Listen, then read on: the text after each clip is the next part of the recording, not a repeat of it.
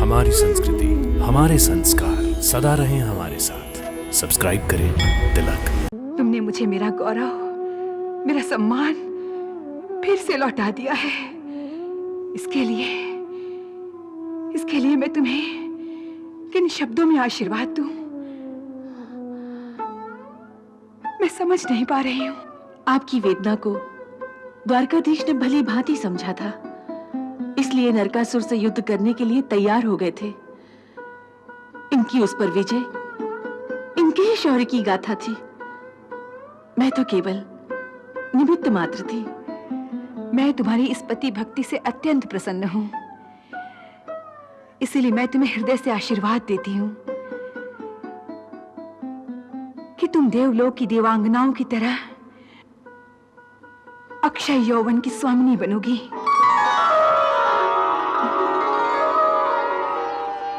जब तक तुम मृत्युलोक में रहोगी, बुढ़ापा तुम्हें स्पर्श भी नहीं करेगा।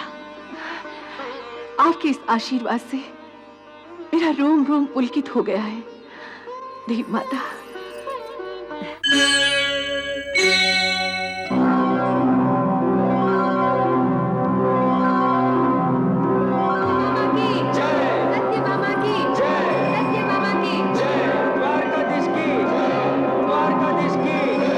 स्वागत है द्वारकाधीश, इंद्रलोक में आपका स्वागत है।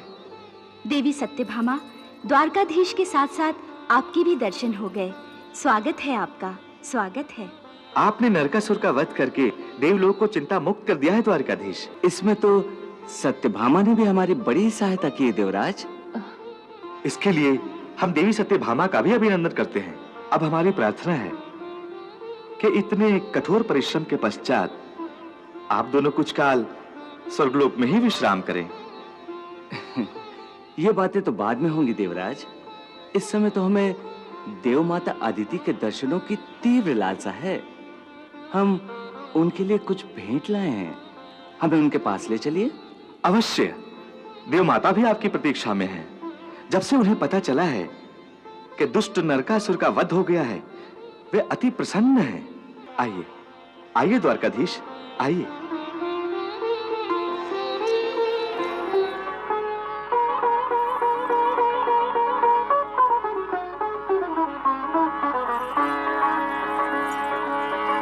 प्रणाम देव माता। प्रणाम देव माता। आयुष्मान भव। पुत्र कृष्ण, माता के कक्ष में तुम्हारा स्वागत है। मैं प्रतीक्षा ही कर रही थी। ये तो मेरा सौभाग्य है देव माता। द्वारिकाधीश, तुमने नरकासुर का वध करके देवताओं के सम्मान की रक्षा की है। ये तो मेरा धर्म था। नरकासुर के साथ युद्ध में तो सत्यभामा भी मेरी सहायक रही है। तो मैं अपनी बहू सत्यभामा की भी आभारी हूँ। इसमें आभार की क्या बात है? ये तो मेरा धर्म था देव माता। पत्नी तो सदैव पति की सहायक होती है। यही तो तुम्हारी पति परायणता का लक्षण है। एक पत्नी को सदा छाया बनकर अपने पति का साथ देना ही उसका धर्म है। तुम्हारे इस कार्य से संसार की हर स्त्री शिक्षा ग्रहण करेगी। आपके आशीर्वाद से मैं धन्य हुई।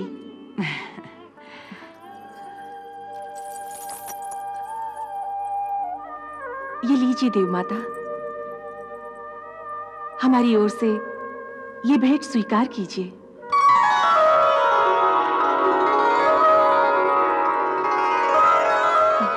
आपके ये कुंडल जो नरकासुर छीन कर ले गया था, द्वारकाधीश उस पापी से वापस ले आए हैं।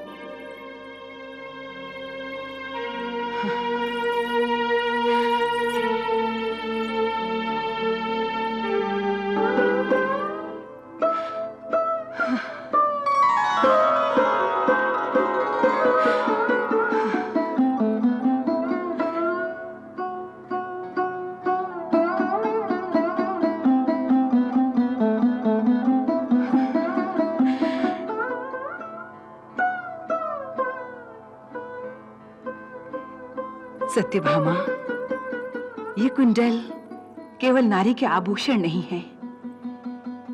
इनमें एक नारी के सम्मान की धरोहर भी छिपी हुई है, जिसके लिए वो जीवन भर गर्व की अनुभूति करती है।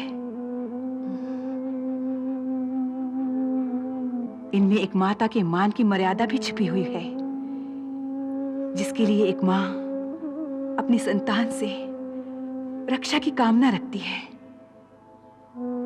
एक नारी होने के कारण तुमने एक नारी की व्यथा को समझा है। तुमने मुझे मेरा गौरव, मेरा सम्मान फिर से लौटा दिया है। इसके लिए मैं तुम्हें किन शब्दों में आशीर्वाद दूं,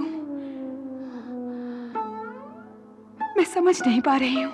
आपकी वेदना को द्वारकाधीश ने भली भांति समझा था, इसलिए नरकासुर से युद्ध करने के लिए तैयार हो गए थे। इनकी उस पर विजय इनके ही शौर्य की गाथा थी। मैं तो केवल निमित्त मात्र थी। मैं तुम्हारी इस पति भक्ति से अत्यंत प्रसन्न हूं, इसीलिए मैं तुम्हें हृदय से आशीर्वाद देती हूं कि तुम देवलोक की देवांगनाओं की तरह अक्षय यौवन की स्वामिनी बनोगी।